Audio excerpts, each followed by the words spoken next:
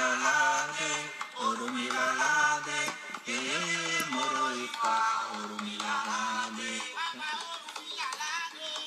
Orumilalade, Moroifa, Orumilalade, Orumilalade.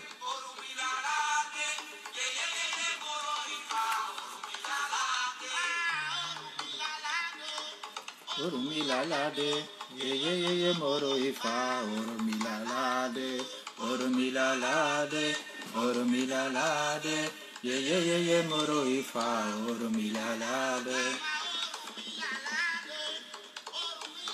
Muito boa noite, vamos chegando, é Calé. Vamos chegando, sejam todos e todas muito bem-vindos, muito bem-vindas. Orumilalade.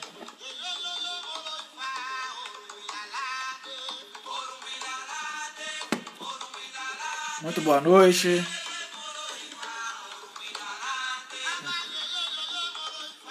Orumilalade. Orumilalade. Orumilalade. Orumilalade. Orumilalade, Moroifa, Orumilalade, Orumilalade, Orumilalade, Moroifa, Orumilalade. Muito boa noite. Muito boa noite, Aboru, Aboí, Aboxixé. Sejam todos e todas bem-vindas para mais uma semana, para o nosso grupo de estudo semanal, mais uma noite de grande aprendizado, e a gente sempre, nada se começa sem saudar os ancestrais. Então, Ibá, Olodumare, Ibá, Kodá, Ibá, Xedá, Ibá, Babá, Olobodjo, meu ancestral, Ibá, Babá, Ifatoye, Babalao, em memória, meu iniciador, Ibá, Babá, Facundaió, meu sacerdote, Ibá, Babá, Dessina, nosso ancestral, nosso grande ancestral, e ancestral também do nosso convidado de hoje, e Ibá ao nosso convidado de hoje, Babá Ifaori. Então sejam todos bem-vindas, sejam todas bem-vindos, meus irmãos da rama cubana, meus irmãos da rama nigeriana, meus irmãos da rama do Fá também, sejam todos e todas bem-vindas. Então, a gente sempre inicia falando dos nossos apoios. Então a nossa live, ela tem um apoio da Go Diáspora, que é uma empresa de intercâmbio para países africanos. Então, se você quer estudar inglês, se você quer estudar francês, se você quer estudar nos países africanos, a Go Diáspora cobre 45 países dos 53 países do continente africano. E vocês podem ir lá, está na minha bio, pode chegar lá e vocês vão ter acesso às formas de como você poder fazer a sua viagem, inclusive para quem está indo também para questões espirituais. A Go Diáspora também está tratando disso. Então, se você quer ir, pode ir. Meu irmão Totó, seja bem-vindo. Também quero falar o seguinte, eu sou da organização Afrocentricidade Internacional. E eu quero dizer que estou muito feliz que chegou hoje a minha camisa aqui do Afrocentricidade Internacional, né? Um só destino, de pé, raça poderosa. Então aqui, ó, é o vermelho do nosso sangue, o preto da nossa cor, e o verde do nosso continente, da nossa terra. Então vocês também podem adquirir essa camiseta lá, ó, chegando lá, AI Internacional. Então você pode chegar lá e pode adquirir a sua camiseta também. Agradecer mais uma vez a cada um e cada uma que está aqui. E eu gostaria de convidar logo o meu querido amigo, uma pessoa que eu conheço há muito tempo, e que na verdade foi quem primeiro conversou comigo sobre o culto, sobre a rama cubana, né? Primeiro me fez entender sobre como era o processo da rama cubana. Porque existia e ainda existe um preconceito muito grande hoje no Brasil, dos ditos tradicionalistas, né? Eu tenho um problema com isso. E eu adoro Ifá. Eu acho que onde tem Ifá eu quero aprender sobre Ifá. Onde tem a cultura de Ifá disseminada eu quero entender, eu quero saber como isso se propaga. E eu também não me apego apenas às questões de fundamento, né? As questões mas eu também me apego às questões políticas, às questões históricas, e o culto de Ifaituba tem uma questão histórica maravilhosa, e a gente vai ter a oportunidade de conversar um pouco também sobre isso com o nosso convidado. Eu já vou chamar ele aqui. Chamar aqui, Babá. Já está por aqui. Então, que é um sacerdote que eu já conheço há algum tempo, né? Nós já nos conhecemos há alguns anos, não é uma coisa de hoje, né? E hoje também eu integro uma família, que é uma família também oriunda da família Adestina, né? Eu sou oriundo da família do e Oroboia. Aboie. Deixa Oroboie. eu aumentar aqui meu som. O som tá chegando bem para vocês? Vocês estão conseguindo ouvir Tá tudo bem chegando aí? sim, babai. Contigo aí, bem também? Aqui, meu babalô acabou de entrar aqui. Aboru, aboie, babai, facundaió. Seja bem-vindo Achei. aqui. Deixa eu ver se para as pessoas está chegando legal. Tá tudo legal para vocês? Está dando retorno? Como é que tá aí?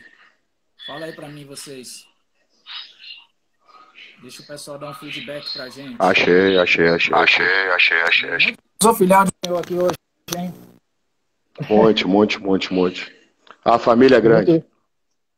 A família é grande. Então, Babá, primeiro, Aboru Aboie, meus respeitos, minhas saudações. É uma felicidade imensa ter o senhor aqui conosco. A gente já conversa, não é de hoje, há muito tempo. Tá com eco ainda? Dá uma olhada aí. Um pouquinho só, mas agora o eco. tá de boa. Ainda tá de boa. Tá com eco agora? Não, tá de boa. Tá de boa aí, mas deixa o pessoal ver aí como. Vejam se melhorou aí, gente. Tá ótimo agora? Pronto, melhorou.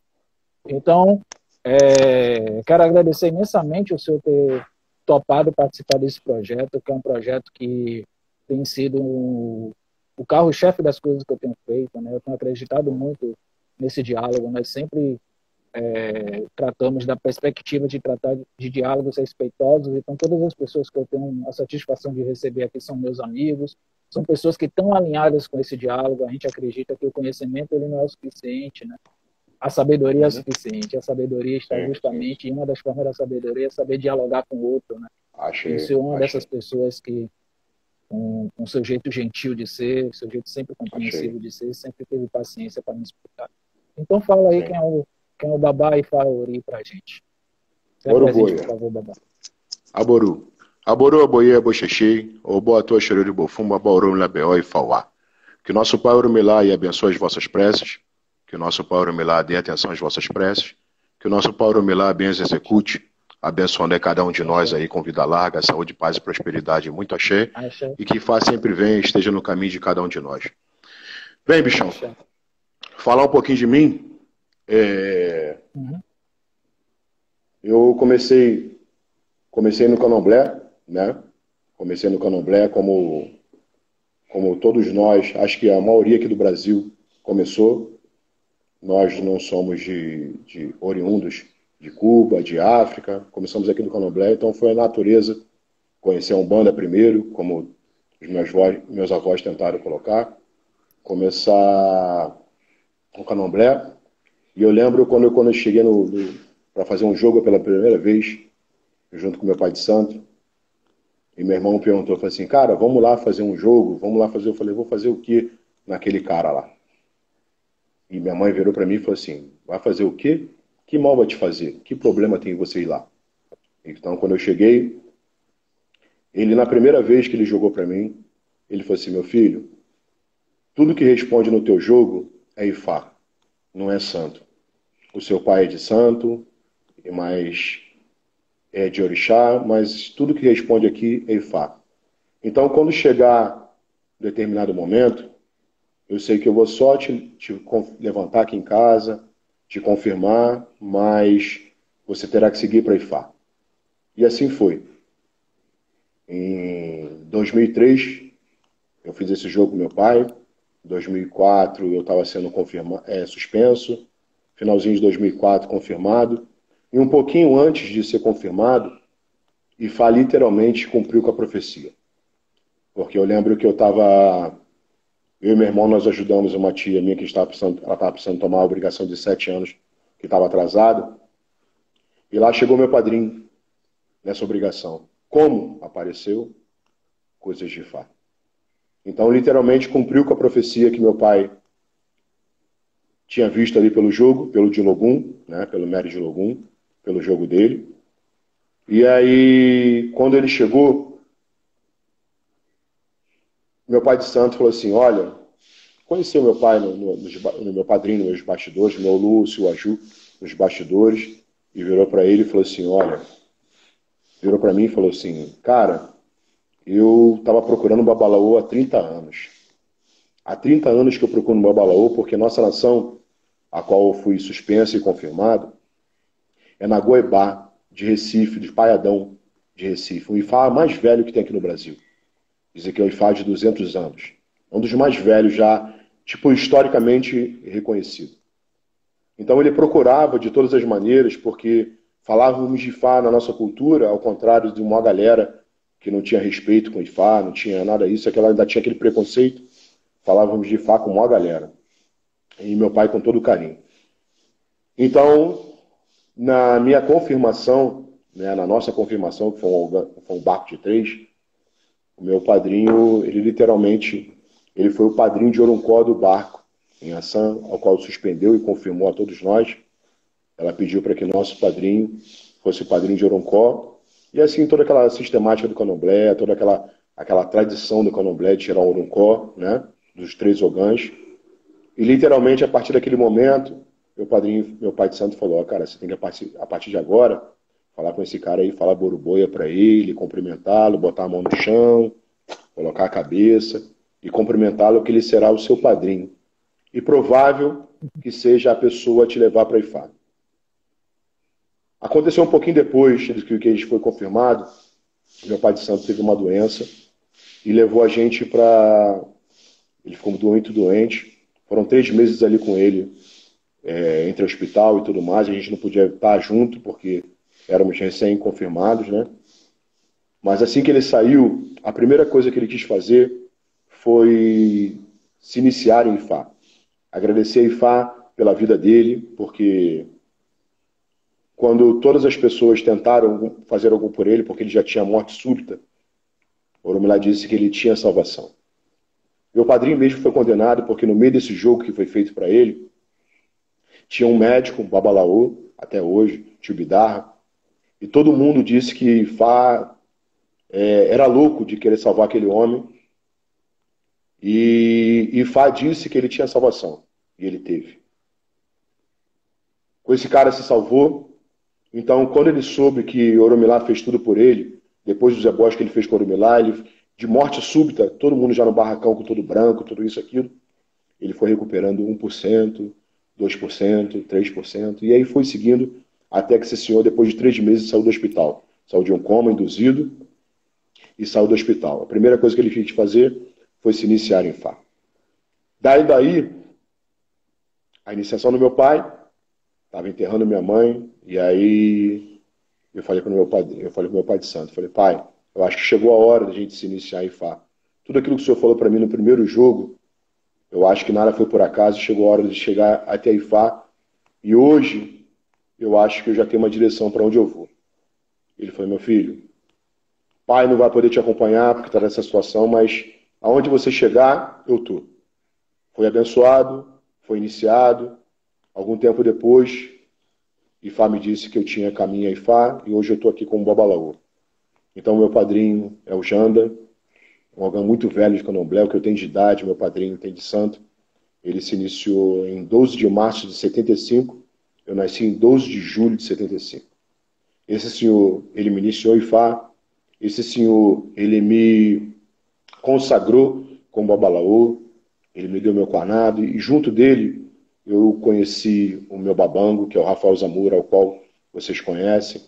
Você conhece muito o que ele fez pelo Brasil, o que ele despertou Ifá no Brasil, que a gente diz, Babango ele não trouxe Ifá para o Brasil, porque a gente já tem no mínimo aí 200 anos do próprio Nagoebá, mas ele teve a responsabilidade na década de 90 de chegar, largar Cuba e vir para cá, e daí chegar. E acho que daí a gente começa a nossa história, ao qual nós conversamos no privado, ao qual você queria conversar um pouquinho de Cuba, e de Cuba trazer para o Brasil, ao qual começa a diáspora cubana, né?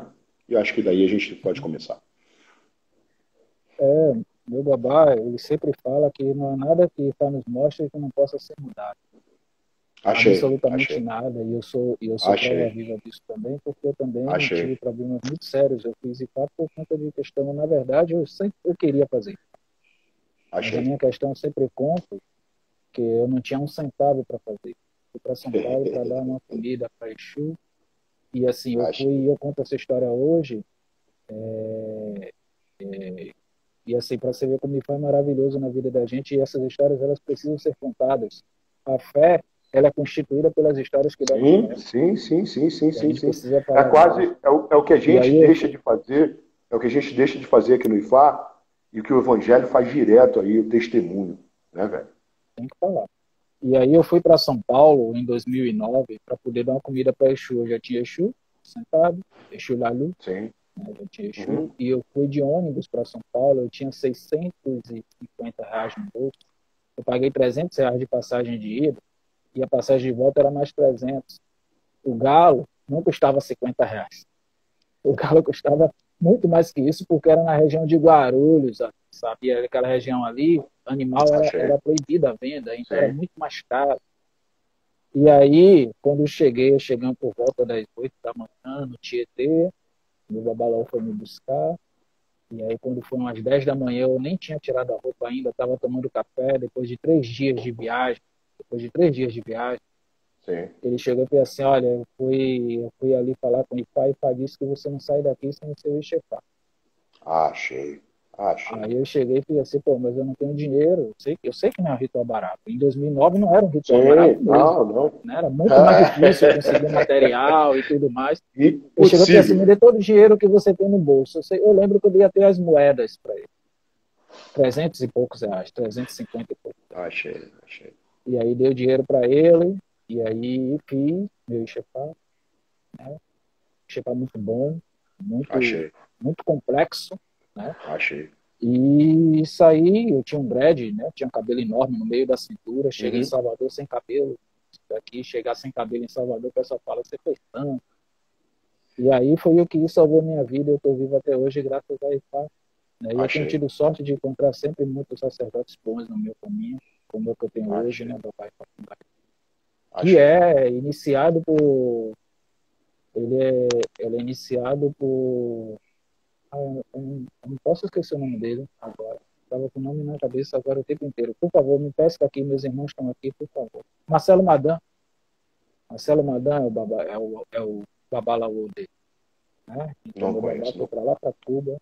Sim. E fez IFA com o Marcelo Madan. E é um cara muito conhecido, né, por conta das obras escritas. Sim. Então, aí, essas histórias a gente precisa contar hoje. A gente precisa falar dessas histórias. Essas histórias é que nos faz a gente ter tanta fé, e as pessoas perguntam por que você tem tanta fé em Fá. Pelo menos no meu caso, a cada 4 dias você está aqui comprando, gastando dinheiro, reverenciando Fá. Né? Para todo dia você levantar de manhã e você rezar. Para todos os dias você ter um orixá e você ir lá e reverenciar seu orixá. Né? Para qualquer decisão da sua vida, porque as pessoas a gente sabe, né? E as pessoas tomam isso como se fosse falta de liberdade. Eu digo que isso é sorte. Eu tenho a sorte de ter orixá que me diga aquilo que sozinho eu não consigo perceber da minha vida. Achei. E é isso que é orixá na nossa vida, e a gente precisa falar disso, a gente precisa mostrar isso todos os dias. Eu gosto muito desses relatos é que fundamentam a vida da gente. Mas a gente estava falando, e eu pedi até informação para o senhor, porque quando saiu o nome do nosso EBE, nós estamos agora em processo de compra do nosso terreno, né, do nosso da Constituição aqui em Salvador. E aí o nome do nosso EBE é EBE Oromilá Tiobatalá Adestina e Facundaí. E aí eu fui procurar saber o que significava Adestina, né, que é a coroa que abre os caminhos, né? A coroa que abre os caminhos, né? Sim, uma coroa. E aí Adestina, né? Adestina. A coroa quente. É isso. Adestina. A coroa de fogo, a coroa que pega fogo. Boruboia. E aí, é porque, na verdade, Isso trazendo para o Yorubá, Sim. isso no Lukume ele fica assim, mas trazendo para o Yorubá, esse na verdade, quando o prefixo é uma sílaba nasalizada, Sim, tipo sim. N, o final também nasaliza, então fica NU, Aham. né? E aí ficaria Adestinum, que aí já mudaria, não seria de fogo, seria de Sim, sim, caminho. sim, Mas as sim, duas sim. possibilidades, elas Fiona, são lindas Fiona. de qualquer forma. Sim, sim, sim, sim, sim, sim. Sim, As sim, duas sim. possibilidades. E aí quando eu fui procurar a história desse cara, eu fui ver como é que uma pessoa que engole o ziquim, leva na barriga e gasifar no estômago. A gente sabe a importância do estômago para o nosso corpo. E aí eu fiquei com Orino, isso na cabeça. orino, Oi? Orino, orino, né? Como é orino. isso? Como é que o simbolismo que é você pegar e trazer o Iqi dentro da barriga, dentro de uma situação. E aí eu fui procurar saber. Daí eu já me apaixonei logo por aí. Daí eu já fui procurar saber quem era. E aí hoje Quando a também gente é dizer fala, como é que isso surge, né? Diz quando a lá. gente fala, quando a gente fala de engolir os iquins, existe uma coisa que as pessoas hoje não entendem de maneira nenhuma. Existe uma coisa que o pessoal fala assim, não, eu me desentendi com o pai de santo, com a mãe de santo e joguei meu santo fora. Eu me desentendi com não sei o que, sei o que lá e joguei meu Ifá fora. E a gente sempre faz questão de dizer que santo não se assenta duas vezes. Uma única vez, quando se vai buscar o Otá, uma única vez que se vai assentar Ifá, é uma vez mágica, é um nascimento. É um renascimento para santo e um renascimento para Ifá. Então, você não tem direito a duas vidas. Você tem direito a uma vida só.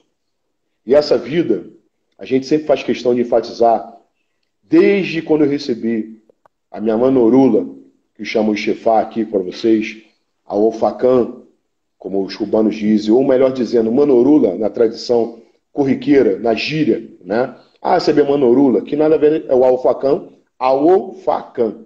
Aô, segredo, Não, mão de de Fá, né? Fá, e Can, de primeiro. A primeira mão de Uma mão. Fá, os primeiros secretos de Fá, né? Há quem diga Ou Facan, ou de mão, de Fá De e mão. Can, como diz também dizer, de primeira mão de Fá.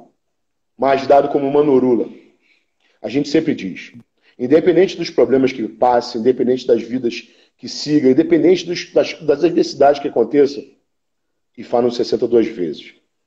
E esse se adestina, ele literalmente, quando ele foi escravizado, a primeira coisa que ele fez foi colocar Ifá para dentro. Que ele poderia entender que tudo que ele tinha iria se perder, mas o Ifá que ele tinha, que jamais poderia ser reassentado, seria a grande base dele. O grande Kim, porque se fala de Giopê, que é o orixá fêmea, né? O dendezeiro, como a gente tem, que é a grande parideira de Oromilá. E aí ela pare todos os filhos de Oromilá, ao qual vai dar voz a Oromilá. Ele quis colocar tudo para dentro. Foi escravizado, foi levado, e ele defecou dentro do navio, como a gente tem por história. Foi levado para dentro de escravidão, para dentro de uma roça, para dentro de uma fazenda. E chegando lá, o que ele fez? Ele já tinha o Ifá, o que mais importava para ele, e o que ele poderia, através de Ifá, parar tudo. Porque diz que orixá, os egos, tudo está constituído dentro de Ifá. Aquela coisa como a gente aprende no abecedário, né? Desde os primeiros lá. Aquilo está contido nisso. Tudo está contido dentro de Ifá. Ignorantemente falando, você tem a Umbanda ali o primeiro grau, o Candomblé o segundo grau, e Ifá a faculdade de tudo isso. Tudo isso que vai gerar vida através de Ifá. Então ele sabia que tudo que ele tinha, pela escravidão que ele estava passando, ele jamais poderia trazer aquilo para frente. Mas ele quis manter o Ifá dele, que através do Ifá ele poderia constituir um novo povo. Imagina, você teria cabeça, dentre tudo que aconteceu, você parar e engolir tudo, você vivenciar tudo aquilo que você vivenciou, defecar no navio e reconstituir um povo, você já perdeu. Você deixou de ser um rei, passou a ser um escravo, você foi escravizado, você passou por todas as humilhações que poderiam ter passado, mas a sua fé foi inabalável. Quando a gente vê hoje alguém querendo falar, não, eu joguei meu Ifá fora, despachei meu Ifá, fiz isso, fiz aquilo, cara, a gente não está falando nem de tradicional, a gente está falando de uma diáspora que tudo nasce da África. Não tem Ifá afro-cubano, não tem Ifá tradicional, Ifá é Ifá. O que tem é uma família que aí sim, todos nós mojubamos a partir de Adestina, porque esse camarada, quando ele chegou em África como escravo, ele fez questão de salvar todos os ritos. Ele fez questão de salvar todas as coisas, porque ele sabia que ele salvando o Ifá dele, ele poderia constituir novamente Egum, Orixá, Ifá e todas as demais coisas, e nada iria modificar, porque ele sabia que Ifá poderia parir tudo, inclusive dar uma dignidade a ele. Ele foi escravizado, foi tocado, foi levado a uma fazenda, a ponto de todas as pessoas tratá-lo de uma maneira diferente, porque todo mundo sabia quem era o Arabá, quem sabia que era o rei, quem era o Onim, e ele era escravizado de uma maneira diferente. Por mais de um dia a dia que estivesse trabalhando, todas as pessoas ao final colocavam esse cara de uma maneira diferente. E aí, o dono daquela fazenda, ele começou a analisar por que todas as pessoas tratavam aquele cara diferente, por tudo que as pessoas faziam. E quando chegaram até ele disse que ele era um babalaô, por isso ele era tratado de uma maneira diferenciada, e ele poderia, a partir daquele determinado momento, adivinhar a vida daquela pessoa e dar os caminhos que ela necessitaria. Como isso? Estamos em uma nova terra, estamos em Cuba, quilômetros, milhões de quilômetros da África. E aí como a gente ia começar? Ele falou que poderia fazer isso, confiando no Ifá dele. E daí, os I-15 ele não podia mostrar. O que esse camarada fez? Não sei se você buscou por caminho, se botou por estudo. Ele montou um opelê através das favas de uma manga. Cortou as mangas, ao qual eles se alimentavam, montou o opelê, as cascas de uma manga, usou as cordas para se montar o opelê e a partir de consultar. Encurtando a história, né? E aí ele faz a consulta para essa pessoa. Essa consulta realmente adivinha a vida dessa pessoa, realmente dá caminhos para essa pessoa, e essa pessoa começa a se maravilhar com todas as coisas que esse escravo, não mais escravo, já começa a tirar de lado, porque não só a comunidade o separava, como o próprio senhorzinho da fazenda, ele quis separar esse senhor também. Ele disse, eu posso ir muito mais além com o senhor, porém terá um preço. Qual preço? Minha liberdade. A minha liberdade. Eu te inicio nos cultos de Oromilá, eu te inicio nos cultos de Ifá, depois de ter adivinhado toda a sua vida, mas eu tenho um preço disso. Qual o preço? Minha liberdade. Uruguai. Liberdade essa que é dada, e aí ele não só inicia, como ele diz, olha, você precisa fazer Ifá. E eu sei que aqui, numa terra muito próxima, tem um outro, ao qual é o segundo a todos nós mojubarmos. Quando nós começamos a nossa mojuba, o primeiro ancestral a ser divulgado é a Adestina. O segundo, não é isso? Tata Gaitã ou Gundafum. Tata Gaitã, Tata Gaitã ou Gundafum. Tata Gaitã ou Gundafum. Que a Adestina foi quem iniciou o Tata Gaitã? Boroboia. E aí, não, ele já estava pronto. Já era outro pronto. Já vinha era outro africano pronto também. E aí, e por isso que ele diz, eu preciso de outro que está aqui, e eu sei que está próximo da gente, que é Tata Gaitã Gundafum. Então, eles trazem, e aí o qual inicia a primeira pessoa em Cuba, e não só inicia, como consagra, e daí vai quanto a toda a guerra que eles diziam. Que daí faz Ifá no primeiro branco, que aí se torna Bernardo Rojas, que ele veio com o Odo Ireteum-Tedi. E quando se vê esse Odo, eles viram que eles deram o caminho e poderiam continuar com o Ifá. Mas ainda assim, não poderia dar continuidade a fundo, porque Ifá não estava consagrado na terra, porque eles poderiam montar uma nova terra, eles poderiam criar uma nova terra. Mas até então Ifá não tinha abençoado porque não tinha nascido um mês. E aí eles vão seguindo, seguindo, seguindo, ao qual se juntam, e aí sim vem Bernard Menocal, que é Baba Yobe. Aí vem o primeiro Odumeji, a terra de Ifá, ao qual eles conseguem. E segundo os velhos, a gente conversando com todos os velhos, eles falaram, daí sim eles falam assim, agora Ifá abençoa. Porque veio um mês na terra, e não só veio um primeiro mês na terra cubana, como veio Baba Ejiobe, como Baba Iobe, ou Baba Ejiobe. E daí sim vem Bernard Menocal, que é o terceiro ao qual nós mojubamos. Adeshina, Tata Gaetan, Bernardo Menocal, Baba Yobe. E daí vem seguindo a sequência. O que, da última vez que eu tive com o velho, e ele contando uma história, literalmente, Ifá, ele é completamente investigativo. Ifá, ele é completamente questionável em todos os momentos, e ele é mais, acima de tudo, como o velho falou, adaptável. Chegou lá, não tinha onça ou ocuté, como eles faziam, e eles adaptaram um determinado animal. Não tinha um dedezeiro lá, mas não tinha um dedezeiro tão sagrado quando eles precisavam do Iquim de 4 olhos. Não tinha o Iroco, mas tinha o Arabá, que é a ceiba pentranda, ao qual em Cuba tinha muito.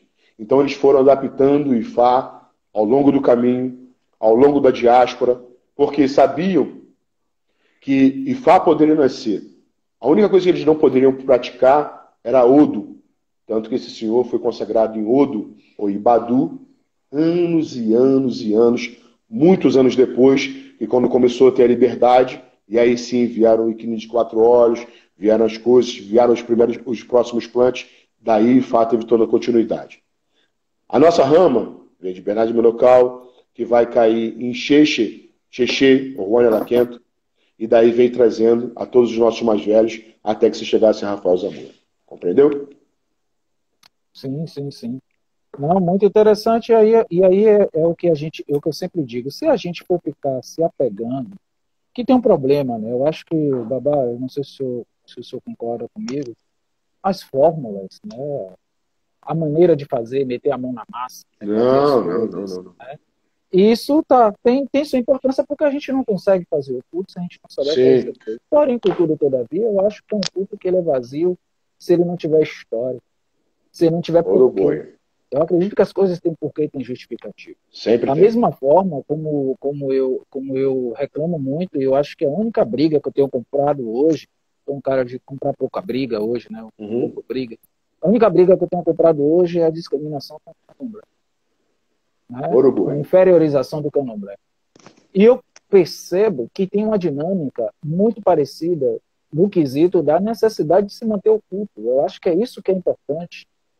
Eu acho que é isso que de fato importa. Né? A necessidade de manter o culto. Os ajustes, eles vão se fazendo com o tempo, quando as possibilidades vão vindo. Ou não precisa. Né? Ou então a coisa está dando tão certo que não necessita de fazer ajuste algum. Daí podemos falar de Zamora? Daí podemos falar de Zamora? Vamos falar. Quando chega dele, sim, com toda a tradição que vem trazendo, com toda a coisa que vem trazendo, eu não estaria sentado a fazer uma live contigo se não tivesse Zamora dessa maneira. Eu estaria com a minha camiseta regata, estaria com outro filar, estaria com outra maneira, porque quando ele chega aqui na década de 90, quando o Babango chega aqui na década de 90 e traz todo o seu tradicionalismo, toda a sua diáspora cubana, ele se depara com o candomblé. Candomblé é esse que tinha feito a questão de fazer o quê? Afundar Ifá. Porque a verdade, Ifá, uma vez que ele fez o documentário, um antropólogo baiano, ele falou assim, a verdade de Ifá é uma verdade que machuca muito. E o candomblé, ele tem as suas verdades, mas ao mesmo tempo seu misticismo. Então tem coisas que a gente não pode colocar na sala, tem coisas que a gente não pode dizer, tem coisas que a gente vai agredir. E o Ifá, quando ele chega com a sua verdade, que tem que ser a verdade dita, ele tem que se render. Esse cubano não. Quando ele chegou no Brasil e ele entendeu toda a importância que o candomblé tinha, a primeira coisa que ele quis fazer foi o quê? Adaptar o Ifá que não é questão de adaptar. Ele pegou tudo que ele conhecia e foi, de uma maneira inteligentíssima, com muita sabedoria, colocando cada pingo, mostrando para essas senhoras o quão importante era Ifá, como elas jamais poderiam, eles, todos eles, jamais poderiam louvar Ifá, louvar Orixá, perdão, sem primeiro louvar a Ifá. Porque se parte do princípio, meu velho, que todos os nossos orixás iam até Ifá, como viver de Ifá no Brasil, viver de orixá no Brasil, sem poder cultuar Ifá? Como? E ele que fez questão de mostrar o quão importante, ou relembrá-las, o quão importante era Ifá. Porém, o culto já estava tão disseminado, porque para muitas foi um grande tabu, publicamente. No AO, no secreto, todas elas buscavam os seus sacerdotes de Ifá, como todos os santos faziam. Aí na Bahia, aqui no Rio de Janeiro, na Bahia traziam Ifás, os africanos. Aqui no Rio de Janeiro, muitas delas falavam assim, olha, eu vou me consultar com o senhor, mas hoje não marca jogo com ninguém, porque ninguém pode saber que eu estou aí. Mas eu vou estar até aí. Hoje é assim, Babá. Em Boroboia. Imagina na década de 90, que já tinha um candomblé danado, mas esse senhor se adaptou a isso tudo. Grandes velhas, que não cabe o nome aqui, porque se ele manteve ali, não seria nenhum de nós para estar hoje revelando as velhas que ele iniciou em Ifá. Teve seu primeiro barco lá na década de 90, em 91, 92, e aí todas as outras que se consultaram com ele, e ele quis mostrar para todo mundo o quão importante era Ifá. E quando ele chegou aqui, o que ele viu? Eu não posso botar mais o meu equeté, eu tenho que botar o meu filá, eu não posso estar mais com a minha camisa regata, eu tenho que botar o meu axó, eu tenho que estar apresentável para todas as culturas de Ifá, porque um dia que alguma dessas senhoras vierem comentar que eu sou o babalaô delas, eu sou o Olu delas, eu tenho que estar apresentável. Tanto que anos depois, quando eu fui a Cuba, quando eu estava em cerimônia, que eu quis botar meu axó, meu isso, aquilo, e aí o velho virou e falou assim, oi, e tu me é africanismo? Tu gosta de africanismo? Eu falei assim, Boroboia. O preconceito não está só aqui não, bichão. Tá lá. Eu falei assim, não, papá. Eu sei. Eu não tô, não. Ele falou assim, não, você tá... Isso que o senhor fala é muito importante porque... nós somos de uma cultura, a família que eu estou agora é de uma cultura africanista. Boru. Né? Boru. Que inclusive tem lá Yaodu, que é dada por popular. Sim, Boru Boi. Então a gente tem lá o Madã.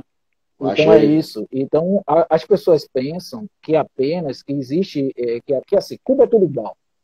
Boru. Não é verdade. Né? Não, então quando fala assim, você é africanista, você é africanista porque você botou na data, porque você está usando fio marrom e verde, por exemplo.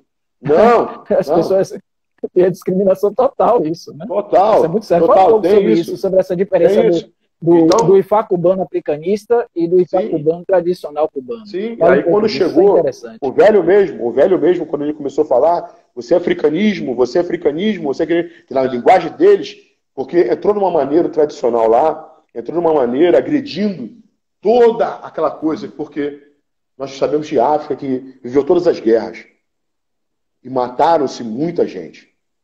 Né? Muitos velhos foram afundados no meio disso tudo.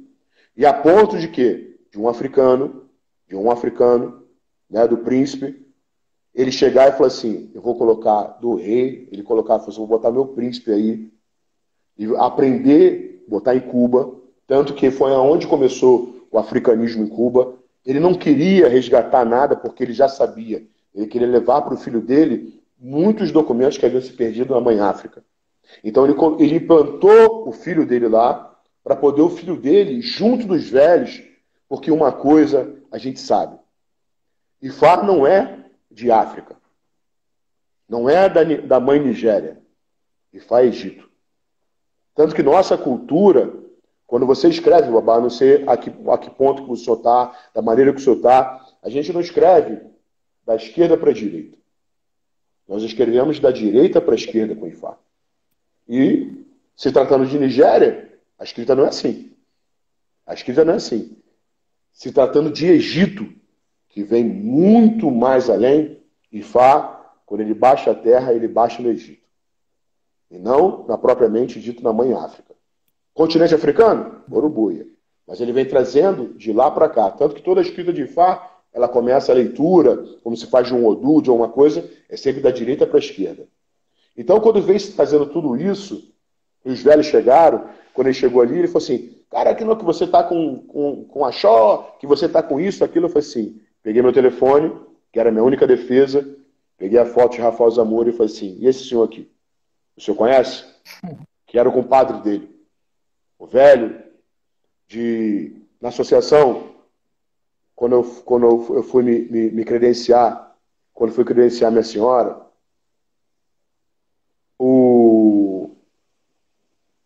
a associação dele, a carteirinha dele, que ele nem queria, que foi um compadre dele que quis botar de todas as maneiras para ele se iniciar, ele era o número 54. Em Cuba hoje está 30 mil e pouco de pessoas registradas. Ele é o número 54. Quando chegou, o cara falou assim, esse cara aqui morreu. E o filho dele estava comigo e falou assim, não, meu papai não morreu, meu papai está aqui. Então ele foi um dos primeiros, desde a história lá de trás. Tinha 60 e poucos anos de Ifá. Então quando chegou a história dele ali, quando ele foi conversar, ele mostrou a situação dele, quando eu mostrei para o compadre dele, Rafael Zamora. Ele viu o Rafael Zamora vestido com achoque, né, com aquele achoque. Ele falou, cara, como esse cara assim? Ele falou assim, papá, ele chegou no Brasil, ele viu que se não fosse assim, ele jamais seria respeitado. Ele teria que estar dentro do tradicional, que foi aonde todos nós nascemos. E se você quisesse chegar de uma outra maneira, o senhor não seria respeitado como tal. Daí o velho calou a boca, entendeu o que esse senhor deparou aqui no Brasil, e aí, com toda certeza e seguridade, a partir daquele momento, ele nunca mais falou. A ponto de a gente estar um dia na mesa de Ifá, os camaradas questionando o que ele tinha feito aqui, o velho virou e falou assim, você não sabe o que esse senhor fez no Brasil. Você está aqui em Cuba e você não deu um passo. Esse senhor foi para o Brasil e ele fez todas aquelas senhoras respeitarem. E quando chegou aqui no Brasil, ele se deparou com o candomblé. Para ele não foi difícil. Por quê? Porque ele tinha a cultura de Egum, que não é uma cultura de Egum propriamente dita como é os babás de Taparica. Ele tinha uma cultura de Egum como se fosse uma umbanda, ao qual lá eles chamam de Palo Mayombe, que é a umbanda nossa pra gente aqui, que umbanda por outros nomes, mas é umbanda tradicional. Linha branca, mais pesada e tudo mais, é o Palo Mayombe. Tem tanto gente de Palo que trabalha de uma situação e uma outra gente que trabalha de outra. E se deparou com o candomblé, que era parte de Orixá, que a mãe de Rafael Zamora, uma grande Elorixá, a Petebi de Orula, Obedi, filha de Iemanjá, cultuava, e ele nasceu nisso. Tanto que todo mundo da casa dele é iniciado em Ifá. Não são todos babalaús. Não são todos babalaús, mas todo mundo iniciado em Ifá, porque se trabalhava o espiritismo, que era a umbanda, como ela dizia, a mesa branca, como eu tinha lá muito lá atrás, que eu já nem falar mais, se deparou com o candomblé, que era um cumim para todos eles aqui.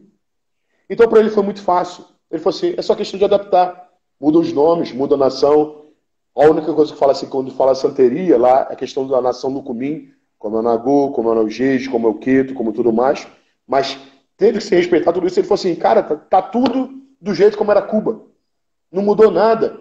Eu estou dentro de um Ifá que se respeita o orixá, porque ao contrário, como se diz ali, muitos africanos, não, o candomblé bate com isso. Se eles soubessem como Cuba valoriza o espírito que baixa na cabeça de cada um, pela umbanda querida, seja o caboclo, seja o catiço, a única coisa é que muda as nomenclaturas. Porque se você falar como eu deparei com isso, você vê um congá, como a gente vê aqui no Brasil, eu vi lá em Cuba, um congá com as mesmas imagens de índio, eles falam assim, aqui é meu caboclo, lá eles falam assim, aqui é meu morto. é meu índio. Ele fala assim, é meu índio, é meu caboclo. Ele não fala meu caboclo, caboclo falamos aqui. E aí, ao contrário de ter o nome de arranca-toco, disso, aquilo, ele diz assim, como eu vi, Caboclo Rafael, porque era um índio chamado Rafael. Então, ele se deparou com isso, ele viu o santo ser feito da mesma maneira, ser consagrado da mesma maneira, e ele viu que ele poderia trabalhar Ifá da mesma maneira, sem agredir a parte de Candomblé. Aonde as pessoas de santo, se hoje soubessem o quão a rama cubana respeita Egum, o catiço, falando as maneiras, o orixá e Ifá, jamais nenhuma delas contestaria. Quando muitos tradicionais dizendo assim, não, isso não serve. Serve Yamin, serve Exufá, serve isso e beijo. Nada disso se desconsidera. O Candomblé é por muitos desconsiderado. Ele vê um Candomblé lá amado da mesma maneira. Que nenhuma PTB de Orula não deixa do primeiro passo dela, pós a iniciação de Fá, fazer o santo. A única coisa que muda é o que você diz o quê? A santeria. Que o camarada diz a santeria, que diz o quê? Quando você vai, babá, quando você diz assim, você vou na feitura de orixá, você vai, eu vou naquele santo ali. Eu vou no toque do santo tal, vou na saída do santo tal. E daí se gerou esse nome, santeria. Porque eu vou na casa de santo de fulano de tal. Eu vou fazer o santo fulano de tal. Eu vou fazer... Porque é aquela literalmente, aquela maneira como os africanos primeiro chegaram lá, se depararam e tiveram que viver com aquela coisa do catolicismo dentro, para que se pudesse cultuar o sincretismo religioso, ele só foi adaptável ali. Então, ele não podia dizer que era uma feitura de Lucumim. Ele tinha que dizer que era um santo. Um santo esse, que se foi se adaptando. Muita coisa que é muito parecida com isso aqui. Claro, claro. Muito parecida aqui. E tem uma coisa que a gente precisa também falar, que é o seguinte, tem muita coisa. Hoje ainda bem que a gente tem muita informação. E a informação ela tem chegado de forma muito rápida. Urubuia, por exemplo, claro. 2010 para 2020 são apenas 10 anos. O que são 10 anos diante de um tempo histórico, né? E a gente viu o culto ele crescer aqui no Brasil de uma forma enorme. Isso é positivo, eu gosto, eu acho bacana. Na semana passada eu fiz uma live com o meu Global Orixá falando sobre os desafios, né, do Candomblé na atualidade. E uma das questões foi como é que lida com esses novos conhecimentos que estão chegando, que não são novos, né? Eles só estão chegando agora, mas não são conhecimentos novos, nem práticas novas, né? Não existe santo novo, Ifá novo, modismo, nada disso. Não tem. E uma coisa que é uma grande mentira, por exemplo, é que as pessoas falam, não, olha só, tá, você está trazendo ali o Ifá, como a gente chama tradicional, e tradicional é por falta de uma outra palavra. Porque Ifá, na verdade, ele se adapta todos os dias. Se você chega hoje, por exemplo, tem rituais, por exemplo, Ifá a gente fala, Ifá, Exu, Egungun, tudo come. Por exemplo, né? Se eu estiver almoçando uma comida saborosa e eu perguntar Ifá se ele quer, pode ser o que for.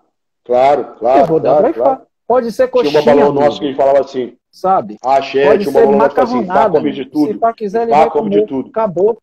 Acabou, não tem isso. E isso ele come de tudo, porque no continente também ele come de tudo. Porque ele está lidado e com isso. Então, assim, da mesma forma que a gente está falando isso, eu também estou falando que a gente vai falar tradicional por falta de uma outra palavra. Sim. Só para localizar. Mas aí também, o que é que acontece? Tem o Dufá mesmo que vai falar da necessidade de você cultuar as divindades da terra. Ele não vai falar, ele não vai chegar e vai falar, você vai cultuar o tal coisa, ou o Yamin. Ele vai falar isso tudo também. Mas ele vai dizer, olha só, você tem que cultuar esse ancestral da forma que ele gostava enquanto vida. E já apareceu aqui muitas situações de pessoas que os pais eram evangélicos. E que eu disse, olha só, o que você vai fazer? Você vai encomendar um culto para ele. É católico. O que você vai fazer? Você vai encomendar uma missa para ele. Isso é respeito. A gente tem que aprender que Ifá está dizendo que ele respeita cada indivíduo da forma como ele é aqui. Então, tem vezes mesmo que tem situações que, desculpa, não vai resolver no Ifá. Você vai ter que voltar lá. Por exemplo, eu tenho uma situação, há pouco tempo, de uma pessoa que ele tem... E é de Umbanda, né? A pessoa é de Umbanda. E aí o tempo inteiro ele querendo correr, querendo fazer Ifá, querendo isso, aquilo, e Ifá chega para ele e diz assim, olha só, a primeira coisa, tá, Ifá é para todo mundo, mas a primeira coisa que tem que resolver é lá, você tem que buscar seus ancestrais. Axé. Você tem que Primeira coisa que eu faço cultuar aqui o que dentro. está lá dentro. Boroboia, E o que tem que cultuar que está lá dentro é catiço, que catiço não tem que ser desrespeitado. Não. Mas também não tem que ser confundido.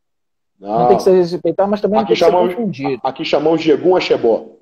Egum Axebó, babá.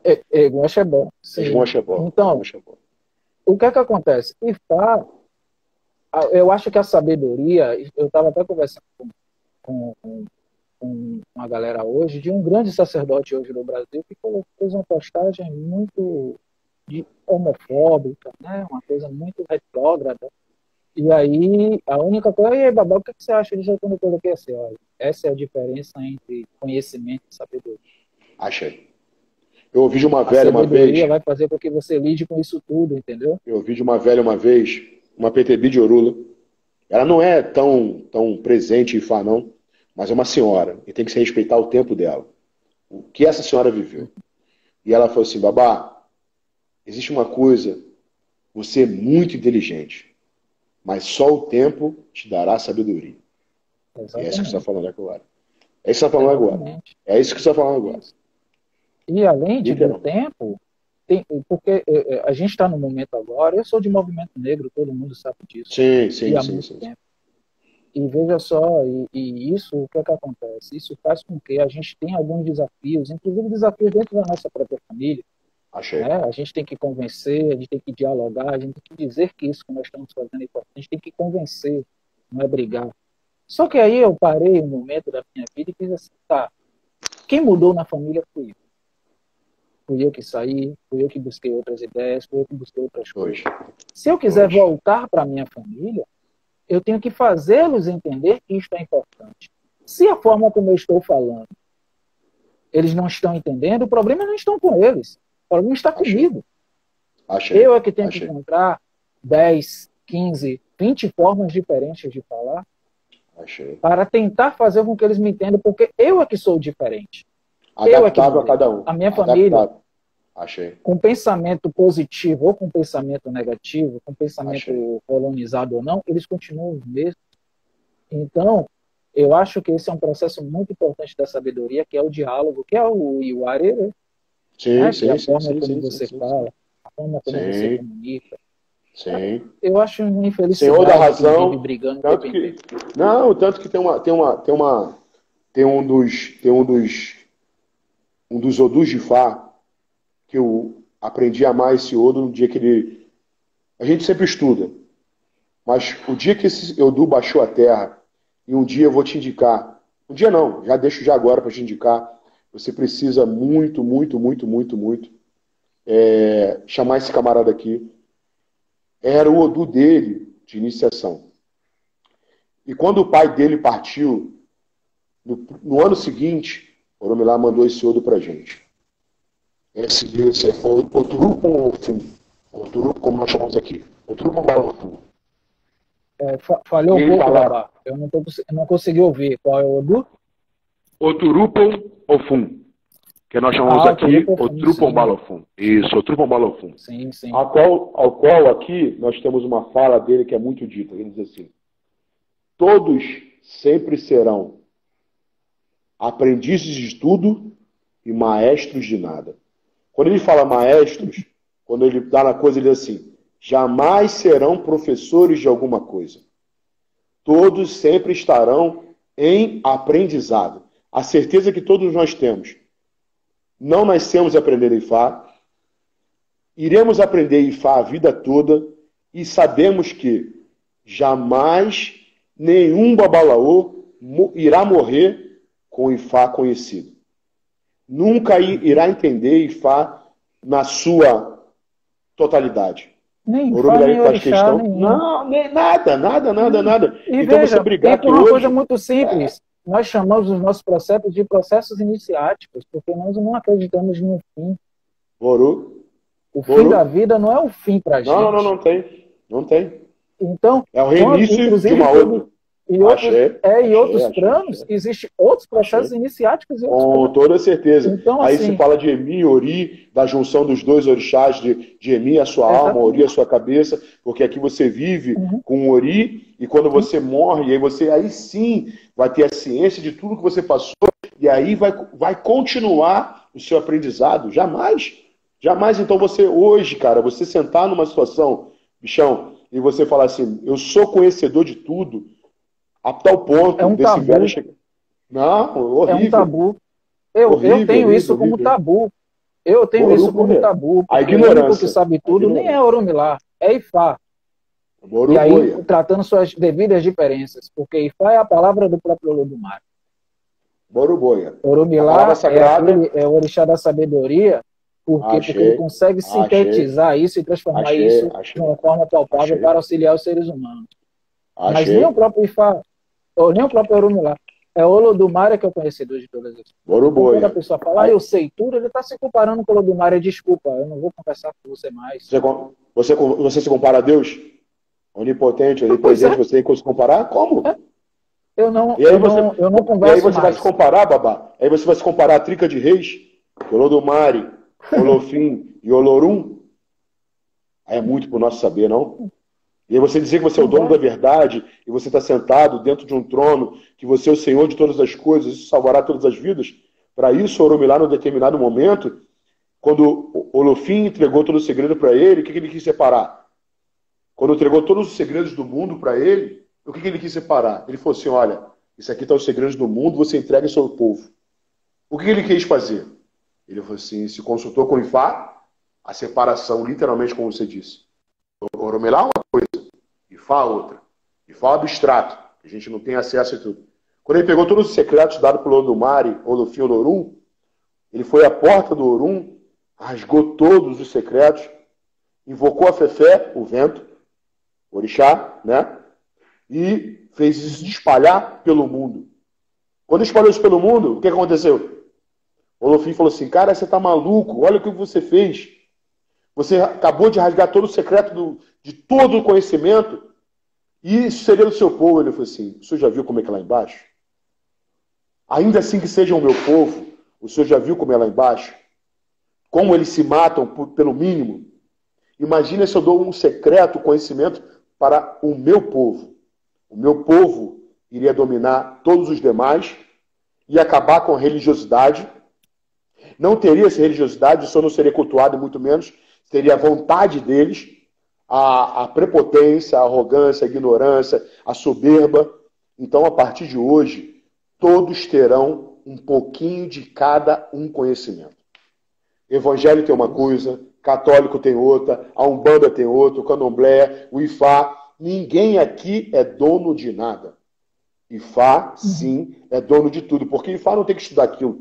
Nós temos que estudar. Mas você entende que, para eu sentar aqui hoje contigo, o senhor tem um pedacinho, nós temos outro pedaço, o outro tem outro pedaço, o outro tem outro pedaço. A maneira como cada um vai erguer o seu altar dentro da sua casa é uma outra coisa. Mas Ifá mostrou para todos nós, Oromilá, na sua sabedoria, com tudo isso, mostrou que nenhum de nós seríamos donos do conhecimento. Né? Babá, é o seguinte, nós estamos faltando 1 minuto, então eu queria convidar o senhor para a gente retornar, para a gente falar de algumas coisas interessantes inclusive, que acontecem muito no Brasil, inclusive muito propagado por muitas pessoas, que é a ideia do Ifá diferente de Orixá. Não, isso aí a gente já começou a conversar, a gente vai então, a gente vai, com isso. O senhor tocou um pouco nisso, a gente vai voltar e a gente vai falar um pouco disso, beleza? Fugiu um pouco da nossa maneira, mas eu costumo dizer como Ifá conduz toda a coisa. E a gente vai conduzindo como Ifá. Vamos então, gente. Então, convido todos vocês a gente retornarem agora para o segundo bloco. 5 minutinhos é o tempo da gente beber uma água, salvar a live e estamos de volta, tá bom? Grande abraço, até no instante. Achei.